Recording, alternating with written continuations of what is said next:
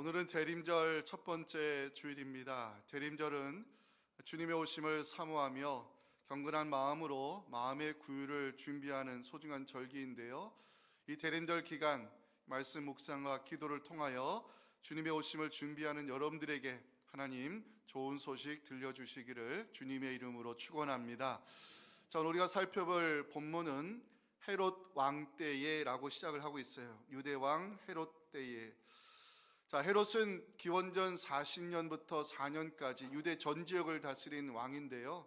역사가들은 헤롯에 대하여 네 가지로 평가를 하고 있습니다.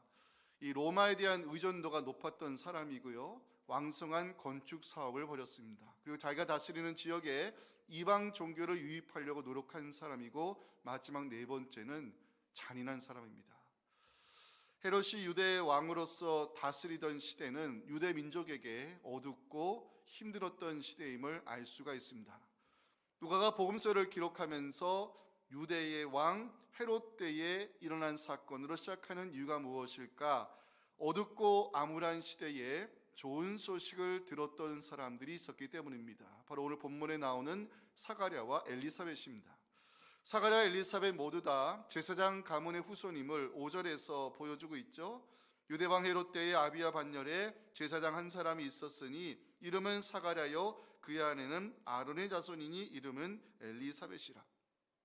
그 당시에 제사장은 주로 제사장의 딸과 결혼한 것을 선호했기 때문에 이 제사장 가문의 후손인 사가랴와 엘리사벳이 만나 부부가 된 것은 자연스러운 만남입니다.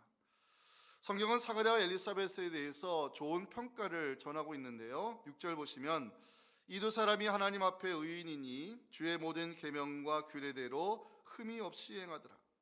사가랴 엘리사벳 율법의 말씀을 철저히 지키며 살아온 하나님 앞에 의인임을 성경이 인정하고 있습니다.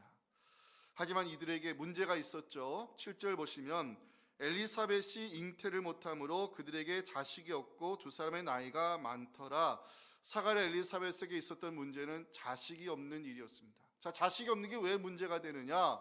자녀가 없다는 것은 제사장의 대를, 제사장 가문의 대를 이을 자식이 없다는 것은 이 제사장 출신인 사가랴와 엘리사벳에게 부끄러운 일이었습니다. 왜냐? 그 당시 율법에 자식이 없는 가정은 뭔가 하나님의 저주를 받은 결과가 아닌가, 이렇게 사람들이 인식을 했기 때문에 의로운 사람으로 인정받아온 사가랴와 엘리사벳에게 이 아들이 없는 문제는 부끄러운 일이었고, 이들의 가장 큰 소원은 아들을 갖는 것이었습니다. 사가랴 엘리사벳이 이 문제를 놓고 얼마나 기도를 많이 했겠습니까? 하지만 육신의 몸은 늙어가고 아이를 잉태할 수 없는 불가능한 상황이 점점 이렇게 깊어져 갔을 때 사가랴 엘리사벳은 소망의 등불이 꺼져가는 마음의 고통을 느껴야 했을 것입니다. 그런데 이들에게 반전의 시간이 찾아옵니다. 사가랴가 성전에 들어가 제사장 직무를 감당하려 했을 때 주의 사자가 찾아왔습니다. 제가 8절부터 11절 그 당시 장면을 읽어 내려가겠습니다. 마침 사가랴가 그 반열의 차례대로 하나님 앞에서 제사장의 직무를 행할새 제사장의 전례를 따라 제비를 뽑아 주의 성전에 들어가 분향하고 모든 백성은 그 분향하는 시간에 밖에서 기도하더니 주의 사자가 그에게 나타나 향단 우편에 선지라. 갑작스런 천사의 등장에 사가랴는 놀라움을 금하지 않을 수 없었습니다. 주의 사자가 찾아온 이유는 사가랴에게 좋은 소식을 들려주기 위함이었습니다. 13절이 오늘 본문에서 중요한 말씀인데 함께 읽겠습니다. 시작. 천사가 그에게 이르되 사가랴여 너의 간구함이 들린지라 내 아내 엘리사벳이 내게 아들을 낳아주리니 그 이름을 요한이라 하라. 천사 가브리엘, 너의 간구함을 하나님이 들으셨다 말하면서 그토록 듣고 싶었던 소식을 들려줍니다. 내 아내 엘리사벳이 아들을 가질 것인데 그 아들의 이름을 요한이라 하라. 천사는 요한의 탄생이 많은 사람들의 기쁨이 될 것을 14절에서 예고하고 있습니다. 너도 기뻐하고 즐거워할 것이요 많은 사람도 그의 태어남을 기뻐할 것이다. 많은 사람들이 왜 요한의 탄생을 기뻐할까요? 세례 요한은 앞으로 주 앞에 큰 자가 될 것이기 때문입니다. 15절이죠. 이는 그가 주 앞에 큰 자가 되며 포도주나 독한 술을 마시지 아니하며 모태로부터 성령의 충만함을 받을 것이다. 주 앞에 큰 자가 된다는 이 말씀은요, 주님의 오심을 예비하는 자가 바로 이 요한이 될 것을 성경이 알리는 말씀입니다. 이를 위해 세례 요한은 나시린처럼 구별될 것이고, 성령의 능력을 힘입어 많은 이스라엘 자손을 하나님께로 돌아오게 해서 그리스도를 영접하게 하는 이 사명을 감당하게 될 것을 16절에서 선포하고 있습니다. 이스라엘 자손을 주 곧 그들의 하나님께로 많이 돌아오게 하겠습니다. 사가랴는 천사 가브리엘부터 듣고 싶었던 좋은 소식을 듣게 되었고요, 그리고 메시아가 이 땅에 올 것이라는 복음을 듣게 됩니다. 대림절을 맞이하는 우리에게도 하나님 좋은 소식 들려주기를 소망하면서 우리 19절 말씀을 함께 읽고 대림절 메시지 은혜 가운데 나누기 원합니다. 함께 읽겠습니다. 천사가 대답하여 이르되 나는 하나님 앞에 서 있는 가브리엘이라, 이 좋은 소식을 전하여 내게 말하라고 보내심을 받았노라. 아멘. 첫째 메시지 함께 나누겠습니다. 하나님을 섬길 수 있는 기회와 특권을 놓치지 말아야 한다는 것입니다. 성경은 사가랴와 엘리사벳을 좋게 평가하고 있다고 말씀드렸죠. 6절 보시면 두 사람이 모두 하나님 앞에 의인이었고 주의 계명과 규례를 지키는데 흠이 없을 정도였다. 두 사람 모두 의인이었다는 것은 하나님 앞에 부끄러움 없이 신앙의 정도를 걸어왔다는 것을 의미하고, 흠이 없다는 것은 율법의 말씀대로 살기 위해 최선을 다했음을 성경이 알려주고 있어요. 자, 문제는 사가랴 엘리사벳에게 자식이 없는 것이 문제였습니다. 자식이 없다는 것은 제사장 가문의 대가 끊어지는 것을 의미하고, 이것은 사가랴와 엘리사벳에게는 부끄러운 일이었습니다. 이 문제를 해결받기 위해 사가랴 엘리사벳이 얼마나 하나님 앞에 엎드려 기도했겠습니까? 시간이 지날수록 응답의 소식은 들려오지 않고 육신의 몸은 늙어가면서 이 사가랴 엘리사벳에게 이 불가능한 상황이 점점 전개될 때 그 마음의 고통도 커져갔을 것입니다. 그런데 때가 찾아왔습니다.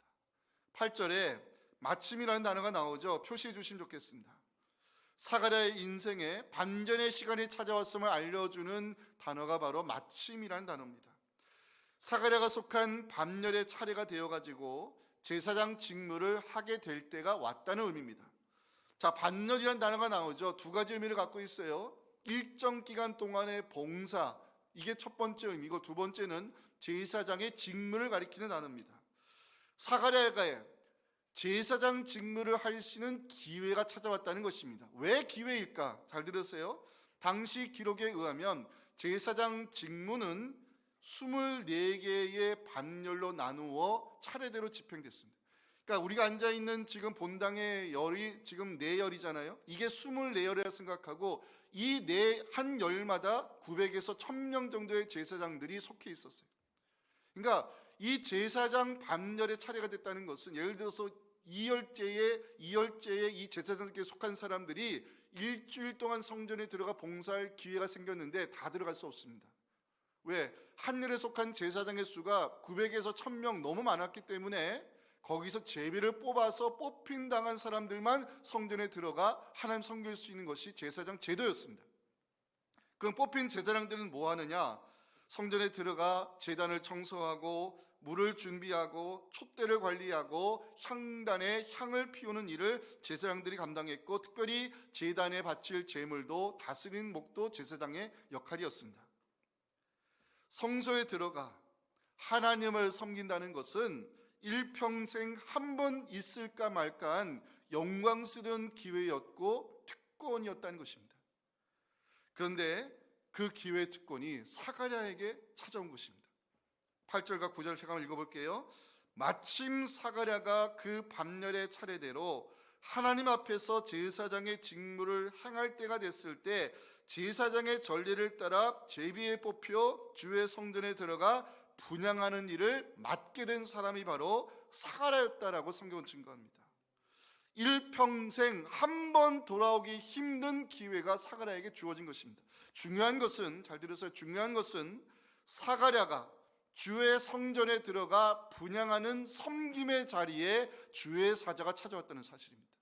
11절 보시면 주의 사자가 그에게 나타난 향단 우편에 서 있다고 그랬어요. 향단이 어떤 곳이에요? 향단은 사가랴에게 주어진 직무의 자리이고 하나님을 가까이 섬길 수 있는 특권의 자리입니다.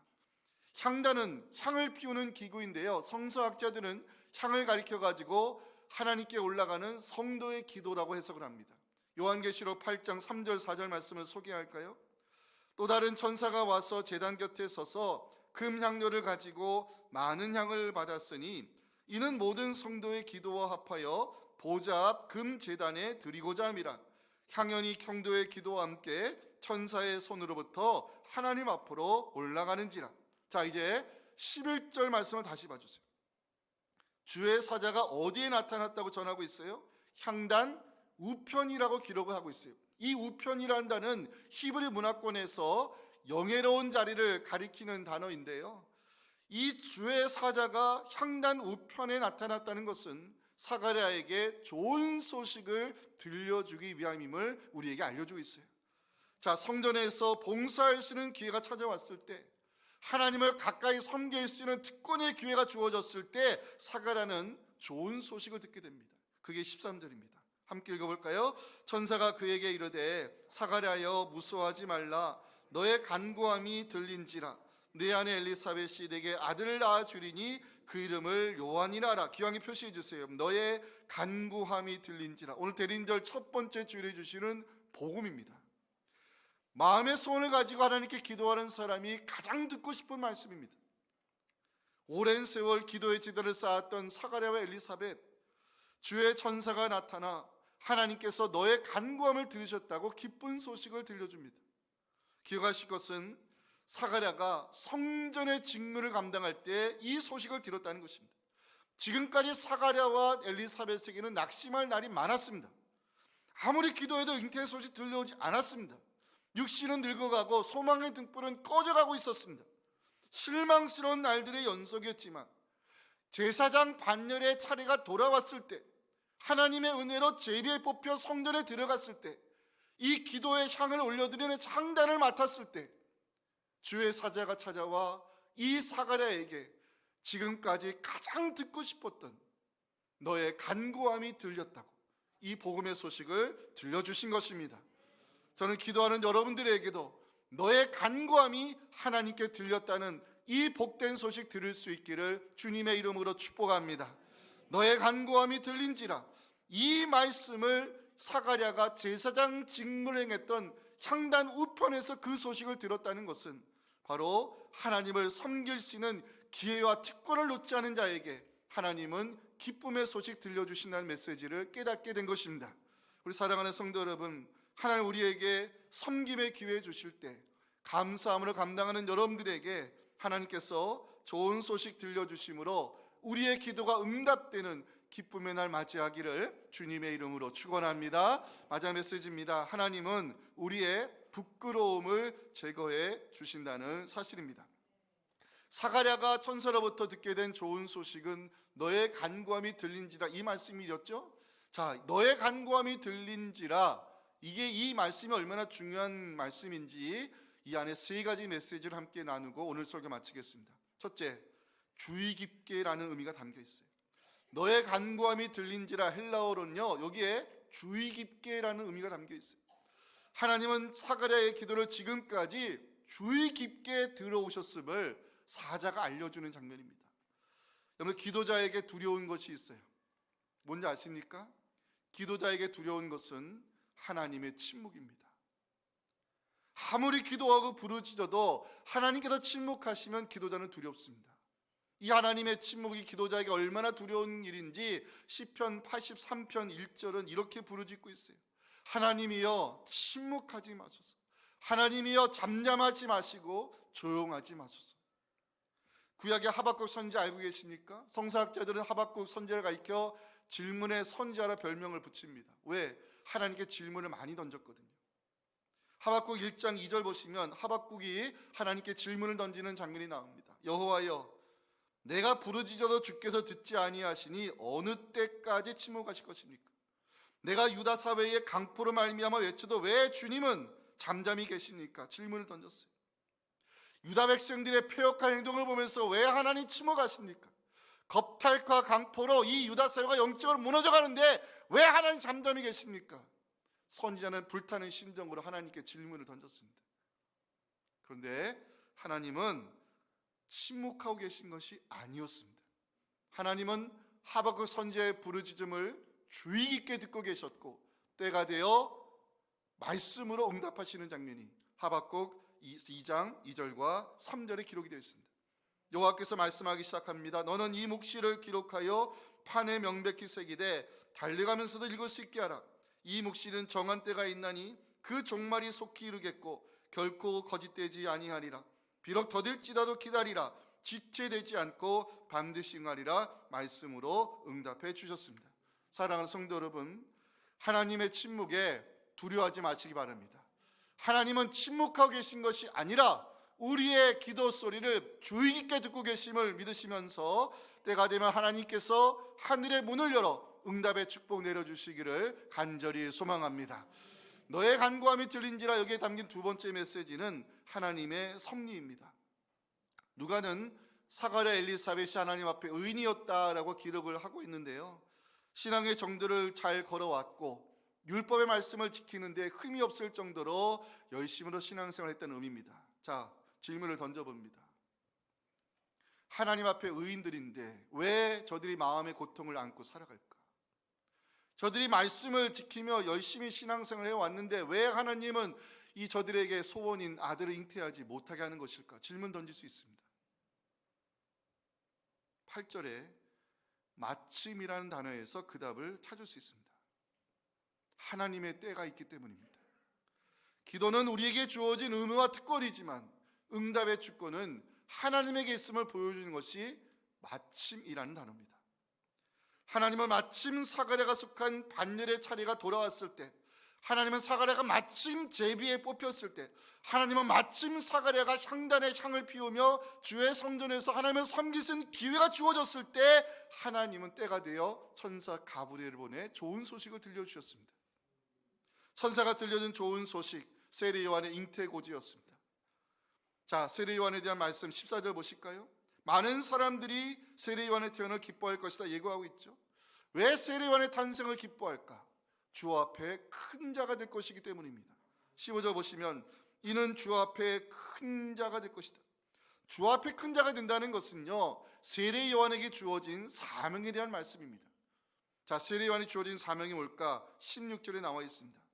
많은 이스라엘 자손을 하나님께로 돌아오게 하는 자가 될 것이다. 세례 요한에게 주어진 소명은요, 준비시키는 사역입니다. 주님의 오심을 예비하는 광야의 소리꾼으로서 이스라엘 사람들로 하여금 메시아로 오시는 주님을 영접할 수 있도록 준비시키는 사람, 이게 세례 요한에 주어진 사명입니다. 인류 역사상 오직 한 사람만이 할 수 있는 그리스도의 선구자 역할이 세례 요한에게 주어진 것입니다. 요한의 사역이 시작됐을 때 주님은 세례 요한을 가리켜서 이렇게 말씀했어요. 누가복음 7장 28절에 보면 내가 너에게 말하노니 여자가 낳은 자 중에 요한보다 큰 자가 없도다. 그의 사명을 주님이 귀하게 인정하셨어요. 자, 신기한 것은 사가랴가 주의 천사로부터 세례 요한의 탄생을 고지받은 때가, 이때가 바로 영적 암흑기였다는 사실입니다. 여러분, 구약의 마지막 선지서가 뭐죠? 말라기죠? 말라기서부터, 잘 들으세요, 말라기서부터 400년 동안 하나님은 선지자를 보내지 않았어요. 이걸 가리켜서 성서학자들은 영적 암흑기라고 부릅니다. 왜 영적 암흑기일까요? 400년 동안 하나님의 말씀을 전하는 선지자가 나타나지 않았으니 이스라엘 백성들이 영적으로 어두워질 수밖에 없었고, 이 기간을 가리켜 영적인 암흑기라고 부릅니다. 자, 주의 천사 가브리엘이 사가랴에게 나타나 세례 요한의 탄생을 고지하고 특별히 메시아가 이 땅에 올 것이라는 복음을 들려주었다는 것은 하나님이 영적 암흑기를 깨셨다는 것을 의미합니다. 오랜 세월 사가랴와 엘리사벳은 자식이 없는 부끄러운 삶을 살아야 했지만 여기에 하나님의 섭리가 있었다는 것입니다. 이 영적인 암흑기의 기간 동안에 많은 유대 백성들의 이 영적인 암울한 시기에도 하나님은 의인의 삶을 살아온 사가랴와 엘리사벳을 준비시키셨고, 그들의 오랜 기도를 통해서 세례 요한을 잉태케 하심으로 주님의 오심을 예비하는 광야의 선입꾼을 세워서 이 땅에 생명의 주로 오시는 그 길을 예비하셨다는 사실입니다. 이게 하나님의 섭리입니다. 저는 그 장면을 보면서 비록 오랜 세월 사가랴 엘리사벳이 고통의 시간을 보냈지만 그 고난 속에는 뜻을 이루고자 하시는 하나님의 섭리가 있음을 알게 된 것입니다. 사랑하는 성도 여러분, 때로 우리의 삶에 내가 전혀 예상할 수 없었던 고난이 온다 할지라도 두려워하지 마시기 바랍니다. 성도에게 허락되어진 고난에는 뜻을 이루시는 하나님의 섭리가 있는 것입니다. 13절 마지막 것이면 주의 천사는 아들의 이름을 요한이라 하라 알려줬어요. 왜 하필 요한일까? 이거 마치시면 제가 오늘 국수 2그릇 드실 수 있는 티켓을 나눠드리겠습니다. 자, 왜 하필 요한일까? 요한의 이름의 뜻에 하나님의 섭리가 있습니다. 잘 들으세요. 하나님은 하나님은 은혜로우시다, 이런 뜻입니다. 이런 은혜로우시다. 자, 낙심하지 아니하고 성실히 제사장 직무를 감당해온 사가랴의 수고를 하나님은 은혜롭게 갚아주셨어요.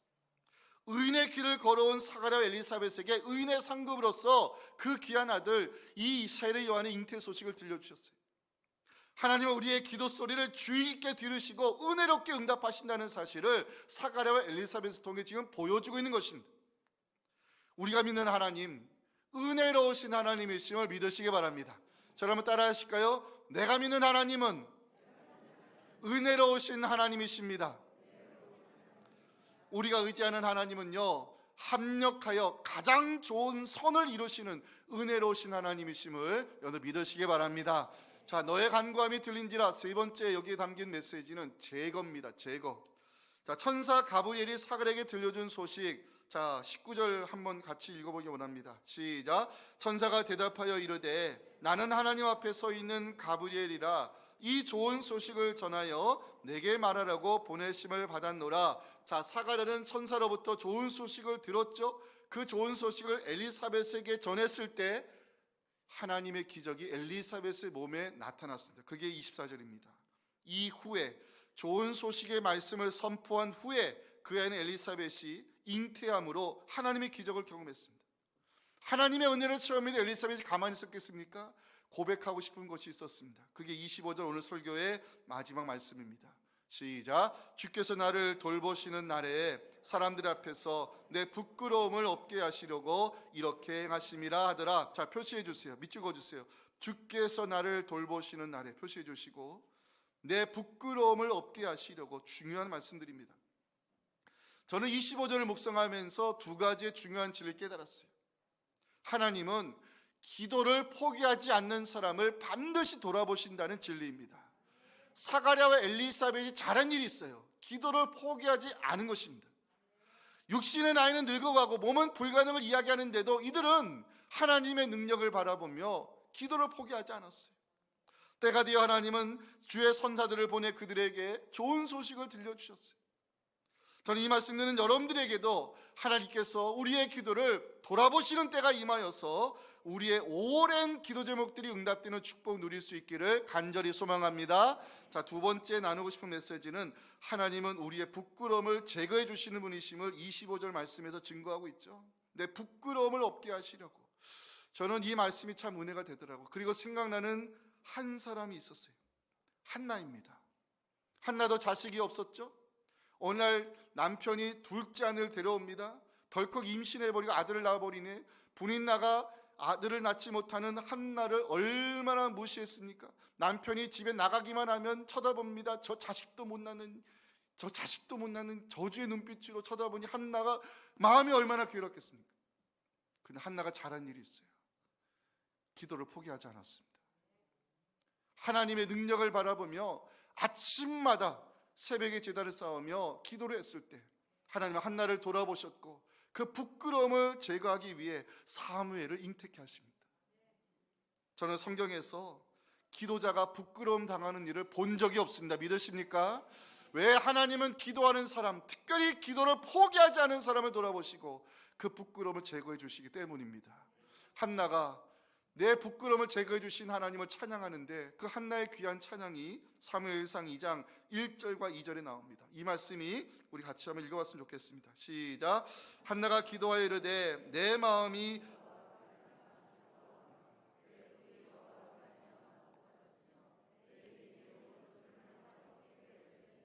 이는 내가 주의 구원으로 말미암아 기뻐함이니이다. 여호와 같이 거룩하신 이가 없으시니 이는 주밖에 다른 이가 없고 우리 하나님 같은 반석도 없으심이니이다. 아멘. 한나의 고백을 묵상하면서 오늘 설교 제목을 잡았습니다. 한나의 고백 한마디로 말씀드리면 하나님 같은 분이 없다는 것입니다. 우리 사랑하는 성도 여러분, 때로 인생 살다 보면 원치 않은 고난을 만날 때도 있습니다. 왜 하나님이 나의 기도를 듣지는 않으시는가 답답해할 때도 있습니다. 그러나 성도에게 주어진 고난의 시간은 하나님의 섭리가 있고 뜻을 이루시는 과정에 불과한 것입니다. 하나님은 기도를 포기하지 않는 성도들을 반드시 돌아보시고 그 부끄러움을 제거해 줄 것을 믿으시면서 그 하나님을 만나심으로 한나처럼 하나님 같은 분이 없으십니다. 이 신앙 고백으로 하나님께 영광 올려드리는 우리 모두가 될 수 있기를 주님의 이름으로 축원합니다. 하나님 감사합니다. 저희들을 대림절의 예배대로 세워주셔서 오늘도 복음을 들려주시니 감사합니다.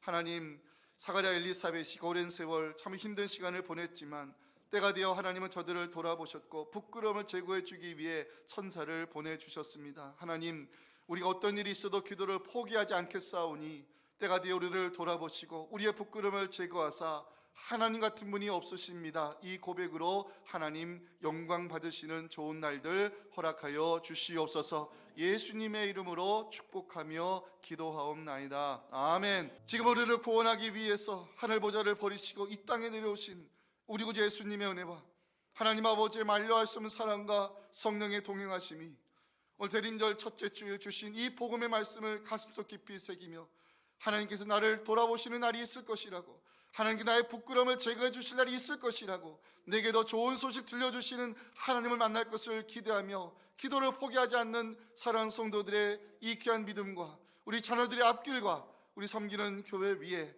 지금부터 영원토록 함께 하시기를 간절히 축원하옵나이다. 아멘.